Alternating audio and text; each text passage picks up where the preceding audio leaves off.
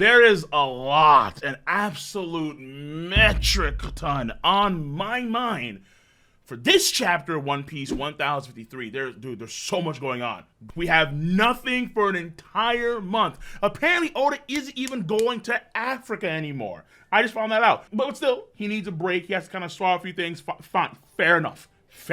But, yo, the biggest thing is, without a doubt, Pluton. That floored me. So, if you haven't seen my live reaction, check it out. Links in the box below to my Cole Requiem and my twitch.tv channels, link in the box below. And also, if you don't know, anime reaction content for episodes and so on, edited, all that fun stuff, on the Kingu-san channel as well, link in the box below. Very good, very fun stuff over there, without a doubt. Wow, the Pluton thing was insane.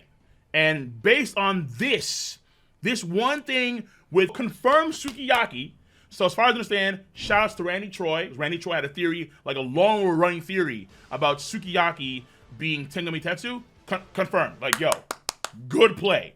But this dialogue here, see, Robin knows so much, yo. And we just find out now that apparently Pluton is here in Wano country. So that's why Kaido didn't want to leave. He told Yamato during their fight, no, I'm not leaving here because it's Wano country. It's also the reason why probably the Garosei wanted to go into Wano country as soon as they could.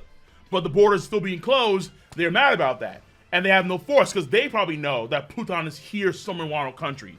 Big Mom, when she was going down the hole, kind of felt that there was something in this country that was important to One Piece. Ancient weapon Pluton is in Wano. That's wild. That's so... Frankie, you didn't build these weapons against Kaido, but yo, Frankie, you have to peep this now. Oh my god, I have so many videos, 3 videos at this point in time. Though, to be fair, very important here, someone in the house where I'm at right now does have the big bad virus, Correctamundo. So there's a good chance that in the near future, your boy is gonna get sick with the big bad virus. Probably actually already have it, honest to God.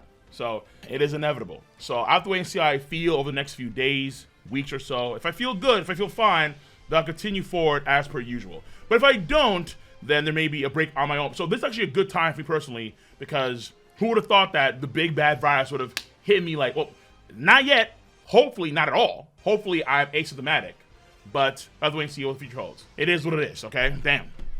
But I have videos planned for damn sure, because Pluton being here means so much. I do wonder if Luffy's gonna actually use Pluton at some point, because I mean, if Pluton's here, maybe they can use it in some capacity, or maybe Frankie can have some aspects of Pluton kind of like refitted into or onto the Sun Ego, maybe, but he already knows these things. So I know folks have theorized that, well, maybe the Sun Ego already has parts that are somewhat infused with Pluton, maybe. So I have questions, concerns, like what is Pluton? The ancient people of the Kozuki family, maybe they use Pluton to actually isolate this country from the rest of the world. So Pluton can maybe elevate land masses.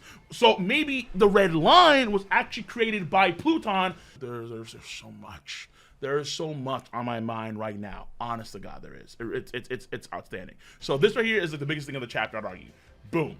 Kid, Law, and Luffy. For some reason, we don't get the other Strive bounties. Not yet, at least. Not yet. We're getting there at some point, hopefully soon. Because the arc isn't going to end. So, a lot of folks thought that the arc was going to end this chapter. No, it's going to end, I guess, sometime in the future. So, we're still in Wild Country. We're still in Act 3. Act 3 never ends. Never ends. Like Blackbeard said in Jaya, dreams never end. Act 3 is still here. Yay. But oh man, okay. I am not a fan. I'll be with you. I am not a fan of Luffy having the same bounty as Law and Kid. Now, I was actually very accurate, referring to the video I did very recently about these Straw Hat bounties. I was actually really close, because I said that he was having a bounty of 3.25 billion. That's what I thought. The play on the Sun Ego. But instead, it's actually just 3 billion flat. Okay, the folks that said he have a 5 billion, I mean, I can understand why, but at the same time, 5 billion plus seemed like it was just Pirate King levels. Like, that's end of series Luffy to have a 5 billion plus berry bounty. So, but now, we have the Monkey D. Luffy, which I think they want to remove that because they want to suppress that knowledge of him being a D-Clan member. And then the actual Nika image is not out there. It's out there. So everyone now knows what Luffy looks like when he's in Gear 5. The image of the Nika. In fact, Luffy himself sees that picture, Nani, and then his eyes pop out in the same way as the Nika. So that's a big deal. That's a very, very big deal. So it looks like the same way the world government wanted to hide Gold Roger's name. So his name is actually Gold D. Roger, but they say Gold Roger. Luffy's gonna be treated the same way, where it'll be Monkey Luffy. Monkey Luffy, and then be like a regular image, not some crazy mystical sun god stuff going on. So I do wonder now, if let's say, for example, okay, Luffy has the image of the Nika now as Wano poster. In Elbaf, we know through the Big Mom flashback, they mention a sun god in Elbaf. What if, after seeing this Wano poster, this actually helps Luffy in some way in Elbaf? Because his image of the Nika and the giants of Elbaf, they know something about the Nika. Whoa. In fact, this could apply to many other races as well in the world of One Piece, where like some people actually know about the Nika in some capacity in some way, shape, or form, and that kind of stuff. I can see why they did the whole Kaido bounty, Big One bounty equals 9 billion total. Kid, Law, Luffy, 9 billion total at 3 billion a pop. But like, come on, like really? Kid and Law, they did nothing. The world doesn't know this, but Big Mom was still fine after taking every ounce of damage that Kid and Law could muster. Everything. And yet his bounty is equal to Kid and Law's. It just feels kind of sad, I think, in a way. Because I was cool with the 3, but Law and Kid being 3 too? But I know the Kid fanboys are just, you guys are on cloud 9, so congrats to you. For me, it's kind of odd, really weird, because now Luffy is a Yonko. He's a Yonko, confirmed, along with Shanks, the strongest in the verse, God King. Blackbeard, of course, was all day, every day. And, hey yo, Buggy. Buggy. So, I'm guessing that Luffy, maybe through the Grand Fleet off screen, maybe because they assume that one country's own territory, Luffy has done something more than Kid and Law to where they recognize him as a Yonko, as an Emperor of the Sea, but not those two, even though they have the same bounty. Because, and I said before, we're probably territory matters a lot here. So maybe off screen, Fishman Island and Dressrosa have come out as supporters of Monkey D. Luffy. Maybe Bartolomeo's cover story where he takes an island from Shanks, maybe that's actually not a meme. That was the genuine thing here. But Buggy, what on God's green earth could have Buggy possibly done to be a Yonko? And I get it. The memes. The tomfoolery. I get it. And his now moniker is bombastic. So whatever he did implies a very big explosion of some degree against somebody. I have questions. Of course I have questions when it comes to how on God's green earth did Buggy become a Yonko. And oh my God, dude. Oh my goodness. It actually happened. It actually unironically happened. Wow. Okay. Buggy is now officially an Emperor of the Sea.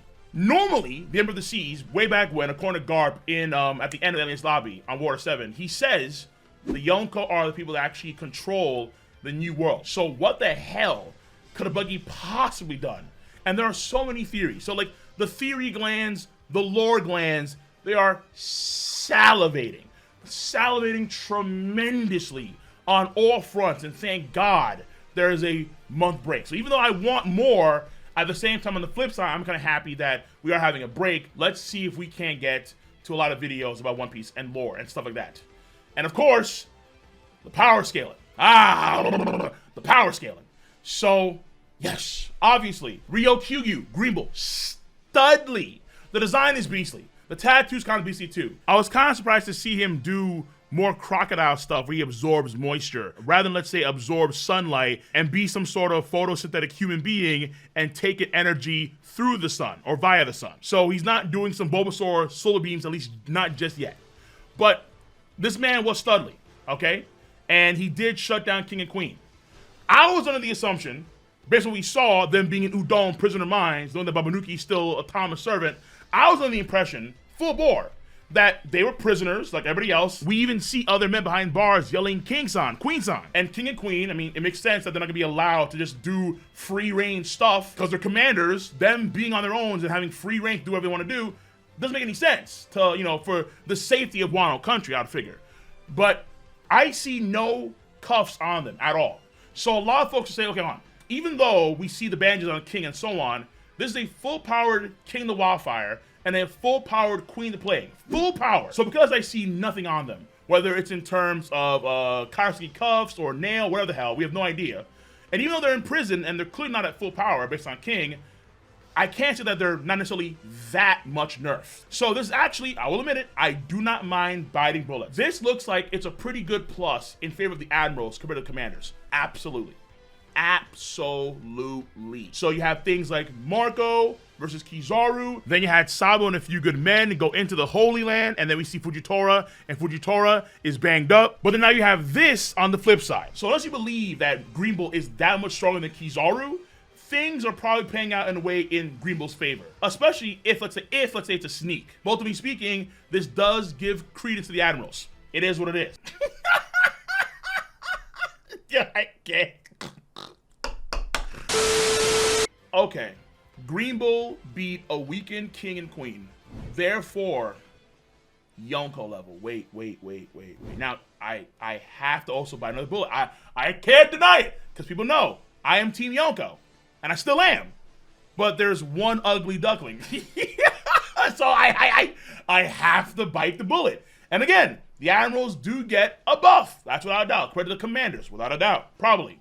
Depending on what actually happens, which I think the anime will fill that in because Oda did so much skipping. So if the anime clears it up, where you see more details what's going on with King of the Wildfire, Queen of the Plague, and then when he comes to the fray, Green Bull, you already know I said before about this arc with the anime. Anime's more canon than manga. I don't give a damn what no one says. That being said, yo, I'm looking at Luffy literally take attacks that could vaporize island, shrug it off, and run in the air, and making flaming tracks in the air. I'm watching Kaido eat an over Kong gun that would fold several islands and keep it pushing. And how quickly we can forget a severely nerfed Big Mom folding Queen and choking the Marco chicken. The Admirals get a buff, but it's on the heels of so much Yonko wake. Kaido has been so impressive. Same with Luffy. I don't know who else can be on that level outside of a scant few. We have to wait and see how things go. I could be wrong. Let's wait and see how things go. But my God, that is a bullet I did not want to bite anytime soon. Buggy being a Yonko. So when people say, "Oh, well, are the Yonkos stronger than Admirals, gang?" There's one Yonko that is losing to an Admiral. That is undeniable. He memed it. Oda memed it.